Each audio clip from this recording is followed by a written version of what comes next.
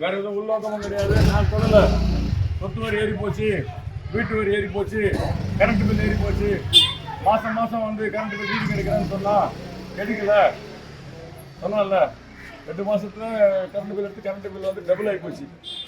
அரிசி ரேட்டு 40 ரூபா வச்சுருந்தது கொரோனா காலத்தில், இன்றைக்கி வந்து நம்ம ஆட்சி காலத்தில் இன்றைக்கி வந்து 75 ரூபா விற்கிது.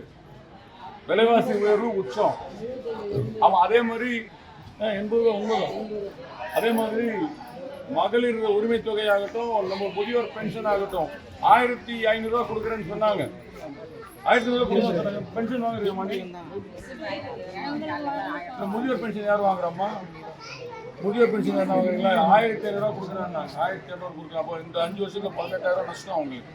மறுபடியும் வாய் தரதான் வந்து ஒரு பொய்யான விஷயத்தை கையில் கொடுத்து சொல்லி அது கிடைக்காதனால திருப்பி அம்மாவுடைய ஆட்சி வரட்டும், அதுக்கு சப்போர்ட் பண்ணுங்க. காவல்துறை செயல்படட்டும், அதுக்கு சப்போர்ட் பண்ணுங்க.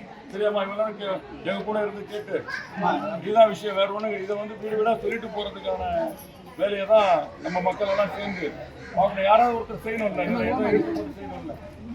உங்களுக்கு நாங்க பாதுகாப்பு, எங்களுக்கு நீங்க பாதுகாப்பு, அதுதான் நம்ம ஜமாத்துல சொல்லணும். எங்க எதுவும் நம்ம சண்டை போட்டுக்கல இல்லை. சொல்லுங்க, சொல்லுங்க.